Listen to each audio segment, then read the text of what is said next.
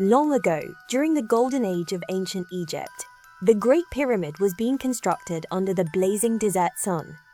Thousands of workers toiled under the watchful eyes of the pharaoh's priests, who were rumored to possess divine knowledge and mysterious powers. What many didn't know, however, was that Egypt's most remarkable architectural achievements were being shaped by forces beyond this world. Beneath the sands, hidden in a vast underground chamber, a secret alliance was at work. Led by a young Egyptian architect named Nefaru, the alliance included a few chosen scholars and priests who had been entrusted with a powerful secret. They were working with beings from the stars. These beings, called the Nefaru, had arrived quietly, veiled in secrecy, as they were drawn to Earth by its abundant resources and the unyielding curiosity of its people. The Nefaru were a race of advanced, benevolent beings who had crossed galaxies to share knowledge with those who sought to harness the mysteries of the universe. They offered the Egyptians insight into mathematics, engineering, and the understanding of celestial alignments that would allow them to create monuments of astounding precision. One evening, under a full moon, Nefaru made his way to the hidden chamber, guided by a faint, glowing symbol etched into the walls of the corridor. The chamber was where the Nefaru met with the Egyptian scholars, and tonight they had promised to reveal a technology that would change the future of the Great Pyramid's construction. Nefaru entered the chamber and saw two Nefaru beings standing in front of a table, over which lay a shimmering blue crystal. Its light pulsed in sync with his heartbeat, as though it had a life of its own. This crystal, one of the Nefaru explained, contains the knowledge and energy of our world. With it, you can lift the heaviest of stones, shape them as though they were clay, and position them perfectly to honor the heavens. Nefaru was in awe. The knowledge and power before him were beyond his wildest dreams, and he felt a deep responsibility to use it wisely. He knew that with this gift, he could transform Egypt and make it a beacon of knowledge for all time. However, the Nefaru warned him that this power came with a cost. It could only be used sparingly, and must remain hidden from those who would seek to misuse it. With this crystal, construction accelerated. Stones were lifted with ease, the blocks aligned to perfection, and the workers marveled at how smoothly the pyramid grew before their eyes. Pharaoh's priests took credit, and the people believed it was the will of the gods. But Nefaru knew the truth that he was witnessing the union of human ambition and cosmic wonder. As the pyramid neared completion, whispers spread through the workers' camps.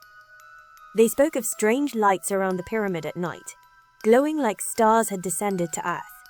Some claimed to see shadowy figures moving silently across the sands, leaving no footprints. Tensions grew as the workers, believing these beings to be spirits or divine messengers, began questioning their loyalty to the pharaoh. One night, Nefaru was summoned back to the hidden chamber, where the Nefaru appeared, their expressions tense. "The crystal's energy is waning," they said. "Its power was never meant for such extended use." Just then, the ground began to shake. Stones trembled, and an ominous rumble echoed through the chamber. The crystal's light dimmed, flickering like a dying star, and Nefaru's heart sank. If the crystal's power faded now, the pyramid might remain unfinished, a symbol of incompletion for all time. Desperate, Nefaru asked the Nefaru if they could provide another crystal. They looked at him with heavy expressions. "We cannot stay. Our work here is nearly done. But there is one last thing we can do." Together, Nefaru and the Nefaru climbed to the peak of the partially completed pyramid under the night sky. With the Nefaru's guidance, Nefaru held the crystal up, letting it absorb the moon's light. The crystal began to glow brighter, illuminating the desert. The Nefaru raised their arms, and in unison, their energy combined with the crystal's power, sending a beam of light shooting into the heavens. As the beam reached into the stars, a faint rumbling echoed through the sands, and the remaining stones of the pyramid began to lift and align, as if by some invisible force. Nefaru watched in wonder as the final stone set into place, forming the completed Great Pyramid. Then, the crystal shattered, its energy dispersed, and the Nefaru stepped back, their work done. They explained to Nefaru that the pyramid would stand as a timeless beacon, a symbol of knowledge and unity between worlds. They said their goodbyes, telling him that their connection with Egypt had fulfilled its purpose, and promised that they would return when humanity was ready to seek knowledge beyond the stars once more. As they departed, Nefaru knew he could never speak of what he had witnessed. The pyramid stood as a testament to an unspoken alliance, a legacy passed down through the ages, whispered in myths and legends, but never fully revealed.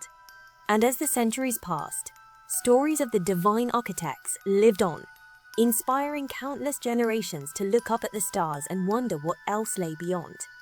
And so, the story of the architects of eternity was preserved, a tale of ancient knowledge, interstellar bonds, and a promise that one day, perhaps, they would return.